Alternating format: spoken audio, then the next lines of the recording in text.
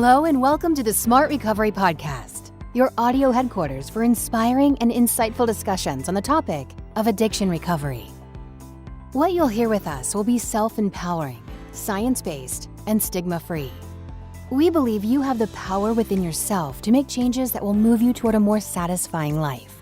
And we hope these messages and interviews with leading addiction experts and advocates will help you believe that too. Remember that the purpose of this podcast is to educate and inform.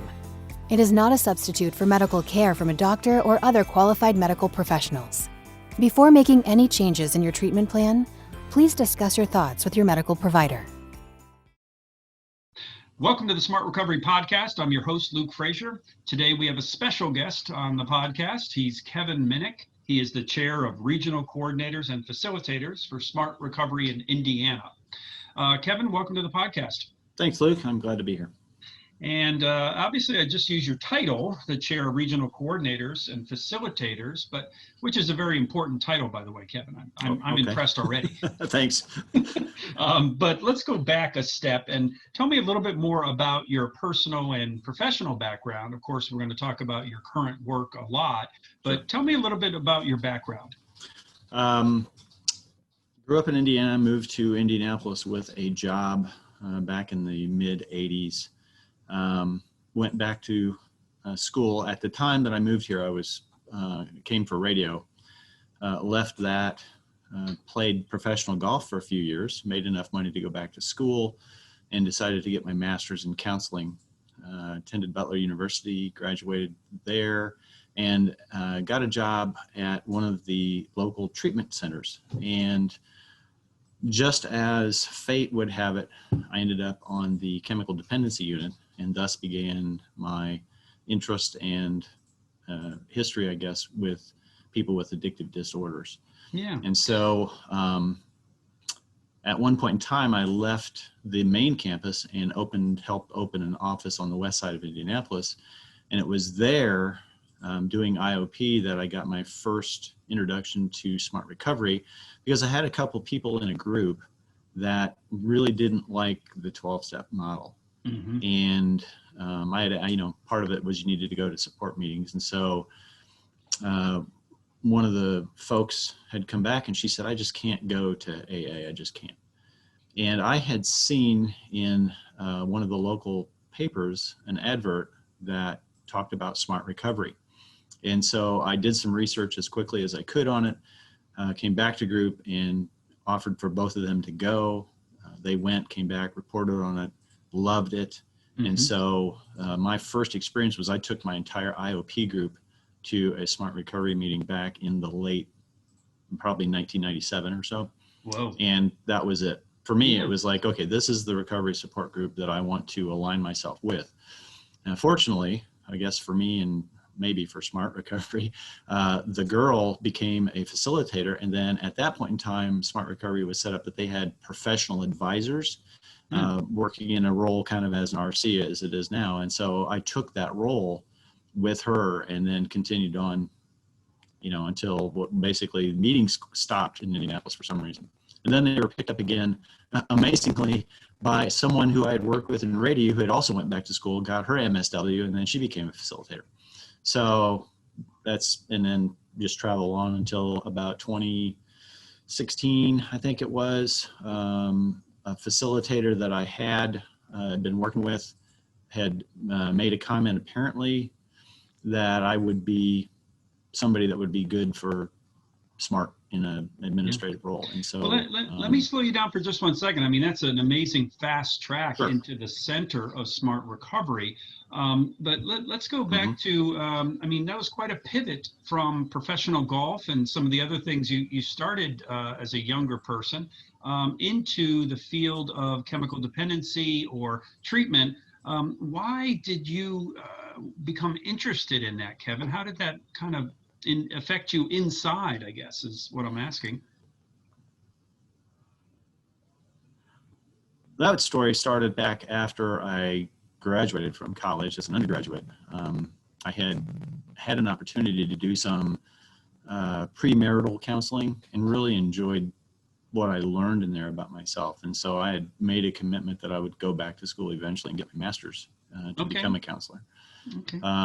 But the connection to substance abuse and addictive disorders was completely luck of the draw, if you will, because where I was working at the time, nobody wanted to work on that unit, on that CD unit. They all wanted to work with kids or in mental health. And so I was just assigned to that unit.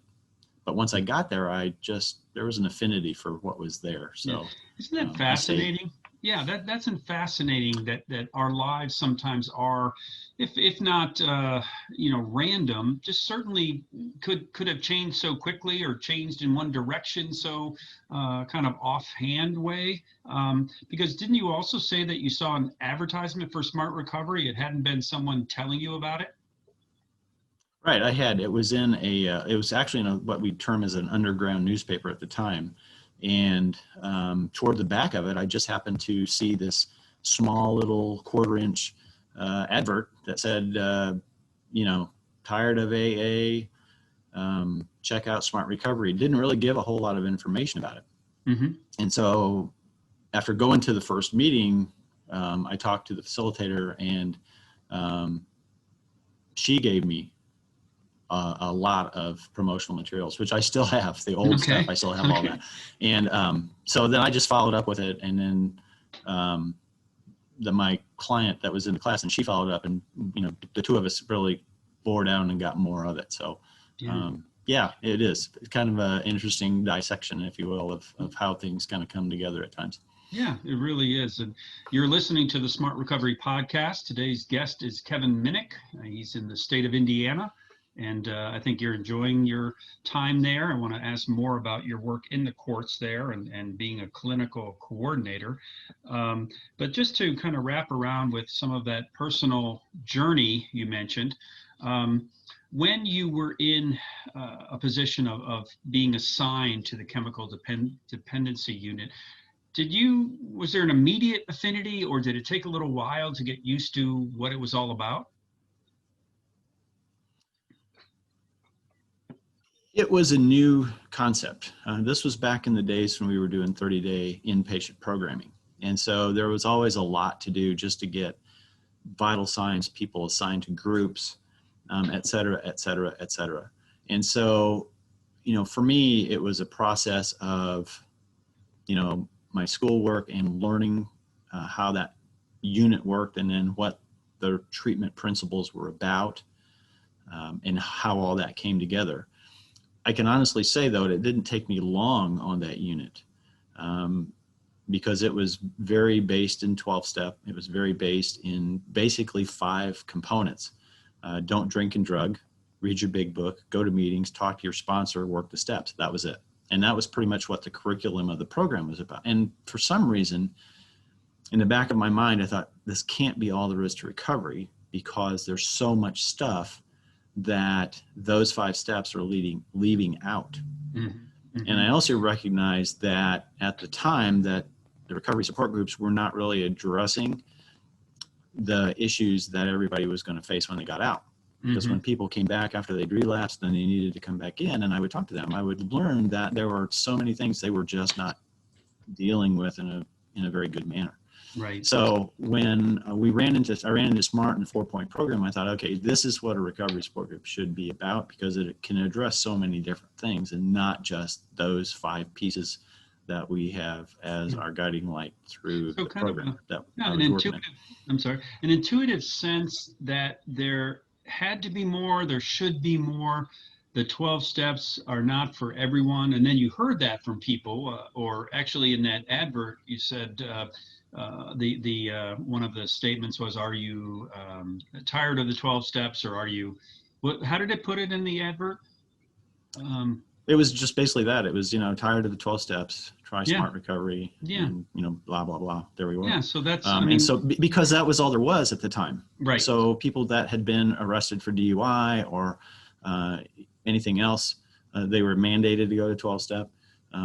Folks that really were seeking their own recovery, they only had 12, there were just so many 12-step programs. Mm-hmm. And again, not to say anything bad about 12-step programs. Many, many people have gone through recovery and maintained recovery with 12 steps, but there's always going to be some that don't. And there's just that life piece that was missing. Yeah, So exactly. that's why I like SMART. It's the idea of multiple pathways to recovery. And, we can't just rely on we as a society. I mean, there are enough people struggling with these issues and negative behaviors that it's almost an arrogance to say, well, we can all fit in, one size fits all. Right.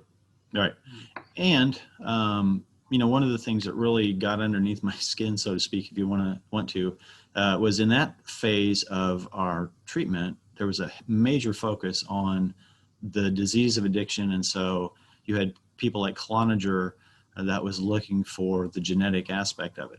And that puzzled me even further because I was thinking, okay, what about smoking and gambling and porn addiction and, the eating addictions and shopping and all that kind of stuff? The process addictions were not underneath the microscope. We're going to find a genetic component to alcoholism and drug addiction. And I'm just like, there's got to be something different beyond this. Of course, this set me apart from the rest of the people that were on the unit because a lot of them were recovering people. And so they had 12-step orientation. And so for me to step in and say, there's got to be a little bit more than just that to it was like basically blasphemy. Did you find some real pushback from your colleagues or your supervisor? Absolutely. Actually got called into the medical director's office when I was promoting SMART in my IOP program, asking me what was I doing. We're a 12-step based program. And my comment back to him was, not everybody can take the 12 steps. I thought you were about recovery. Is this about just staying in line? Listen to Kevin getting in his supervisor's face, medical director. I've always been that way. And I just felt like, look, if I'm going to sit down and do this kind of work and I'm going to spend a lot of energy, I want to make sure people get what they need, not what I think they need, what they need. Right. And so the concept of self-empowerment was something that kind of had lived inside me anyway. What became of that, though, was his begrudging acceptance that there are other pathways to recovery and that we really ought to focus on that instead of just telling everybody they have to go to that. And toward the end of my tenure there, and as well as his, we became at least good enough colleagues that we actually carried on a good relationship through it all. But he was hot when I got there. He was just really upset. Well, that was. But I wasn't going to back down, and I was not going to tell everybody that they could only go to 12 step. That just didn't make sense. Right. Well, I wouldn't expect Kevin, as far as knowing you just a little bit, to back down. So I like that about you. So really, you're talking about client-centered as opposed to disease-centered kind of approach. So that's excellent. Thank you for that history and some of the ways that you really became, I think, deeply a deep connection to SMART recovery. Also, Luke, let me add a couple more things there. Sure. At the time, there was still a lot of research going on out there about different concepts. And there was the idea of addiction as self-medication. And that one was just something that I could understand. And then we had, Stanton Peele doing a lot of research on really the pushback about addiction as a disease and 12-step programs and the coercion that went on. And so this is what I filled my head with as I read through, all the literature as I was doing my research and stuff. And so it just emboldened me even further to say there has to be more to our treatment. And a client-centered approach is going to be a much better way to do this. Yeah. So besides an intuitive kind of connection, a connection that was really something that you felt, there was also an intellectual component of what you were studying and reading and understanding from that perspective. Mm-hmm. Yep. So besides being that SMART recovery coordinator and facilitator, you're also a clinical coordinator in drug court. What does that entail? What that entails at this point in time is I do a clinical assessment on individuals that are candidates for the drug court. And this clinical assessment entails both mental health and substance abuse so that we can determine a track of treatment for them. Persons that are absent of mental health treatment will go through what we would term as the standard IOP program, and those with co-occurring disorders will be shuffled off to a different program. Then both of them have a little bit different needs as far as their relapse prevention and aftercare go. So my job is to basically make a treatment plan for them and also determine if they are actually appropriate for the court, for the drug court, based on, their mental health issues. Sometimes their mental health issues are so large and difficult that it would almost be difficult for them to even complete the court. Yeah, so you have to really make sure there is an ability there to be successful. Right. It's not really a setup Mm-hmm. for, for them to once again fail at something or get discouraged again, I guess would be kind of the human aspect of it. How do you work with your colleagues? Is there another clinical coordinator in your area? Or are you the only Actually, guy? there is. I have there's my partner who I share an office with. She is also a clinical coordinator. She does, when we have people that are in the jail that will, come over to the drug court, she does the assessments for the females. I do the males.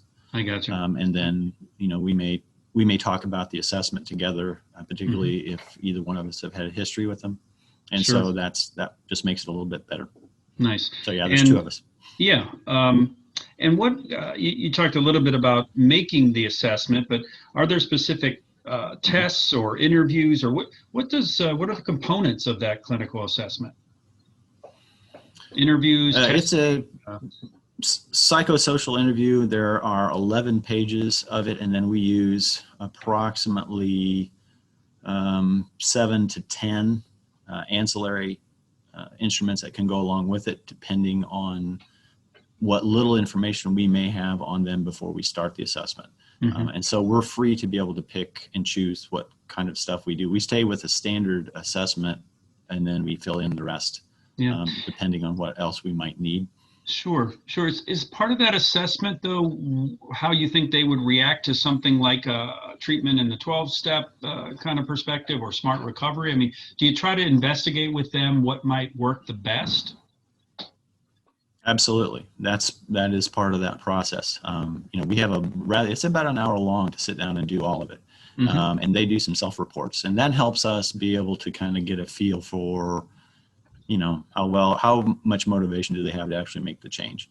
And because most of these people we have already had contact with in our jail program, they've already been introduced to any component, both 12-step and smart type recovery, more evidence-based stuff. So we already know how they're responding to that by the time we even get to the assessment portion. Oh, that's great. So there's kind of an equal footing. I mean, you're not saying, well, we're going to try 12-step, and if you don't succeed at that, we'll maybe do something else. Starts out kind of. The drug court here supports smart recovery as well as celebrate recovery.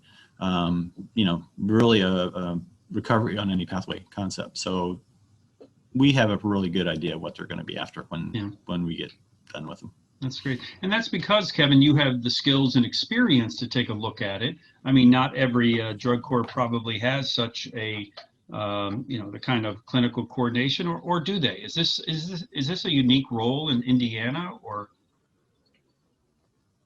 does it happen elsewhere? This is a unique role for this jurisdiction. Yeah, this is a unique role for this jurisdiction. And the reason is because the folks that are the judges and chiefs of departments saw the need for treatment as a component for their supervision a long time ago.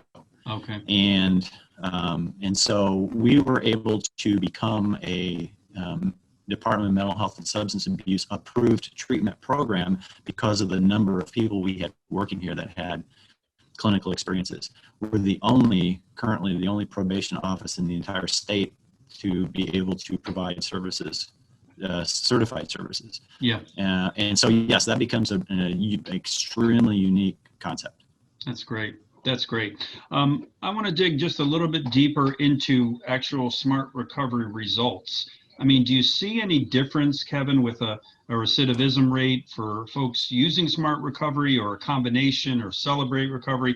Do you see differences in kind of any measurements, or how do you measure that? We've got some anecdotal evidence out there that shows that the people that have more ability to choose the pathway of their recovery tend to do better which that follows national research along the way anyway. So we see that especially in the drug court. But in the jail program that my partner and I run, the state requires us to use evidence-based practices. And so there is a mixture of both 12-step and smart recovery and evidence-based practices in this program. And what we've been able to see, at least in the first 2 or 3 years from this, is that there is a relatively low recidivism rate based on, have they been arrested in the last 12 months while they were in. And so that recidivism rate has hovered somewhere between 9 and say 13, 14%, which is pretty incredibly low when you look at things like that. But we've noticed that the sooner that we can intervene on people, the better the outcome seems to be. Yeah, so that's a big factor right there. You're listening to the Smart Recovery Podcast. We're talking with Kevin Minnick, and I'm just going to mention to our audience, as we are all in this Zoom world, you may be experiencing just a little bit of interference here based on my and Kevin's internet connections, but bear with us. We're not going to start an interview again, but you know that in this world of Zoom, we do the best we can with the tools we have. Yeah. So kind of just ending or wrapping up a little bit, do you think in general, would you say that smart recovery helps with the efficiency and effectiveness of your job, Kevin? Absolutely. When we're presenting to our folks, and at least for when I'm presenting the guys in JIP, letting some of them know that there are alternatives to the 12-step programs. For some of them, it's a big deal. They feel like they've got a chance to do something different. I know for at least one gentleman that I've had a long contact with over the last probably 3 years, that he was just failing miserably at the 12-step program. He had a real poor concept of God, and so that really set him off. But with SMART, he's been able not only to, keep some stuff going, but he's also enrolled in a facilitator training. And so he's really committed, seems to be really committed to that, and he's doing much better than he has before. Now, it would be foolish of me to say that that's the only thing that's there, but I will have to say that he will identify the ability to go to a recovery support meeting that he likes as part of that process that's helped him at least move forward. And so just giving an alternative has been able to be handy. But probably more importantly, for a lot of people that don't know, Smart Recovery has 3 different products that can be used in criminal justice systems. And there is one called Life Skills that was written by Charles True and Ronnie Lott, that I've been able to use on my program with the guys. And it has just really become just part of the curriculum. The guys tend to like it. It's true to the form, and it's recovery skills on getting and staying out of jail. So it's really it works really well, and I think that's been a great add-on to the program we already have. Sure, and so that's practically based. We talk about evidence-based, but it's also very practical. People can pick up a workbook, pick up a life skills book, and really begin to understand something about their behavior, about their way of thinking that might keep them in kind of a cycle of negative behavior. So I think it's that practicality which certainly adds to the success of smart recovery. Absolutely. And in terms of that practicality, this is not something that a facilitator or a group leader has to run. This actually can be a peer-led group using the outline of this program, which is fabulous. Because, if I can go over there and do my thing and then have them do something in the workbook later in the evening, then they get 2 groups out of one day, and that's always helpful when you can keep pounding treatment into them. So it's sure. Applicable is the word. Yeah. So consistency and kind of repetition. That's really important. I'm curious that you said the person had kind of done a self-report that without smart recovery, they don't think they would have been successful, because that's a valuable kind of anecdotal evidence. That person doesn't have a stake in the game to either favor 12-step or SMART or anything else. It's just their honest report of how they've experienced it. Yep. Yeah. That's pretty much it. It's an honest concept. His spouse has also supported that. He really likes the meetings. He likes to come to meetings. He likes the face-to-face nature of it all. But the most important thing is that it's not just a bitch fest. Sorry, but it's just not something where you have a lot of complaining. But you can sit down and actually use a tool to address the topic of the day, if you will. And that's kind of an important process. Yeah, it sure is. I mean, and people talk about, or I guess I was thinking of, anecdotal evidence can sometimes be diminished or dismissed, but really that's a valid part of how we figure out how people can be helped. I mean, we have some evidence-based and measurements, but it's so important for people to report how they're doing and what is succeeding for them. Would you agree with that, Ron? Exactly. Very Absolutely. And you can tell by their behavior when they're finished. They continue to come to meetings and they continue to invest in SMART. And that tells you the story. Yeah, that's right. That's a telling thing. So anything we haven't covered, Kevin? I think that you've really educated the audience, educated me, and talked about a lot to do with both a clinical perspective, a personal perspective, and then the perspective of those who are using Smart Recovery, who are participating in Smart Recovery. Anything else you want to finish with, Kevin? I can't think of anything other than I'm glad you would give me an opportunity to talk, and I'm hopeful that somebody here that maybe listen to this podcast will maybe reach out to a Smart opportunity in their locale and check out a meeting maybe once, or if they're already going, then think about becoming a facilitator and help us continue to spread this word, this opportunity to other people. And there's a lot of people out there maybe sometimes that they just need something different. They just need to hear something different. So very true. Very true. I'm glad I could have this opportunity to talk with you today. Look, thanks. Thank you so much. Kevin Minnick is the chair of regional coordinators and facilitators for Smart Recovery in Indiana. He's also a clinical coordinator in the drug court there in Indiana. Very unique situation. And he's been telling us about his own personal experience and also a perspective on Smart Recovery. Thanks again, Kevin. And until next time on the Smart Recovery podcast, this is Luke Frazier. Stay healthy and stay connected. Thanks for listening to the Smart Recovery podcast. If you found today's episode helpful and inspiring, we encourage you to share it with someone who might need to hear its messages. If you or someone you know needs addiction-related help, we encourage you to visit smartrecovery.org to find a wealth of digital resources, practical tools, and social supports meant to help you and your loved ones on their recovery journey. While there, you can search for a local SMART meeting near you, or join our online community to find 24/7 access to recovery help through regular online meetings and helpful message boards and forums. All of our meetings and online community resources are completely free of charge. Be sure to connect with us online to get more helpful addiction-related resources.